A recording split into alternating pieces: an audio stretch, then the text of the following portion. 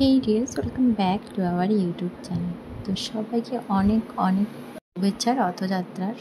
আজকের ভিডিওটা আমি আমার অফিসে এসেই শুরু করলাম। অ্যাকচুয়ালি ওই যে সামনের গাছটা দেখছো, গাছটা আমার ভীষণ রকমের ভালো লাগে।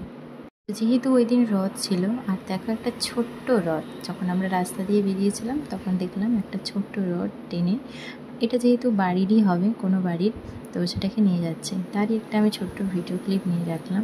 আর আজকে দেখো যেহেতু রথযাত্রা, তাই মাঠের মধ্যে কিন্তু কেউ নেই। একটু হাঁটাচলা করে আবার ফিরে চলে এলাম, তারপর আবার বেরিয়েছিলাম 9:30টার সময় একদম কাজ শেষ করে। তো তখন দেখছি যে রথটা রাস্তা দিয়ে যাচ্ছে।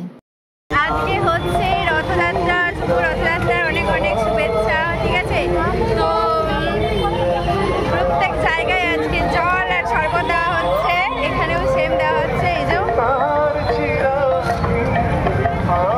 দেওয়া হচ্ছে, আমরা সামনেটাতে খেয়েছি, তার জন্য এখানে আর খেলাম না।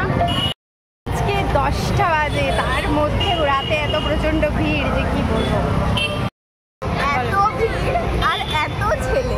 তাও ভাই আমাদের সিঙ্গেলদের লাইফে একটা ছেলে জুটছে না, ও আশা করো না। শুভ রথযাত্রা, সবাইকে জানাই আন্তরিক শুভেচ্ছা। এখানেও কিছু একটা জল টল দান রথ দেখতে পাবো না, তো যাই হোক রাত 10টার সময় যে রথটা দেখতে পেলাম সেটাই অনেক, মানে দেখাটাই অনেক কিছু, টানা তো আরও বড় কিছু। এই যে একটা পুচকু রথ, আই হোপ আমাদের ভাগ্যে ছিল এই দেখাটা, তার জন্য আমরা রাস্তা দিয়ে বেরোতেই দেখতে পেলাম।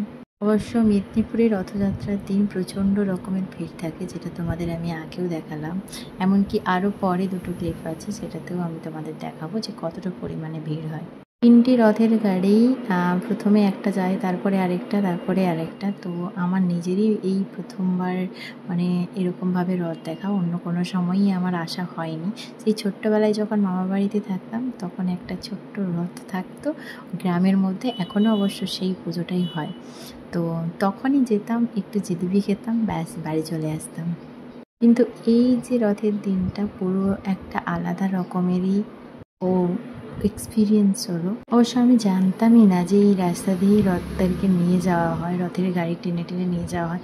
দেখতেই পাচ্ছ সবাই মিলে টেনে কেমনভাবে নিয়ে যাচ্ছে। তো ওরা তো সবাই এনজয় করছে খুব, তাই আমি এখানে চলে গেছিলাম শুধুমাত্র একটু দড়িতে হাত দেওয়ার জন্য, ব্যাস একটু হলেই শান্তি। যাই হোক, পেছনে দেখো সামনে একটা রথ চলে গেছে, তার পেছনে আরও একটা যাচ্ছে, আর একটা তার আগে চলে গেছে, যেটা আমাদের একদমই চোখে পড়েনি। কারণ ওই যে বললাম আমরা বেরিয়েছিলাম 9:30টার সময়। তো মেদিনীপুরের রথযাত্রা তোমাদের কেমন লাগলো অবশ্যই আমাকে একটা কমেন্ট করে জানিও। আজকে মিষ্টু রানীও এসেছিলো আমার সাথে একটু দেখা করার জন্য। তো মিষ্টু রানীর সাথেও আজকে আমার দেখা হয়েছে, বাট তোমাদের সাথে আমি সেই ভিডিওটা শেয়ার করতে পারলাম না, কারণ সেই মুহূর্তে আমার ভিডিও করে ওঠা সম্ভব না।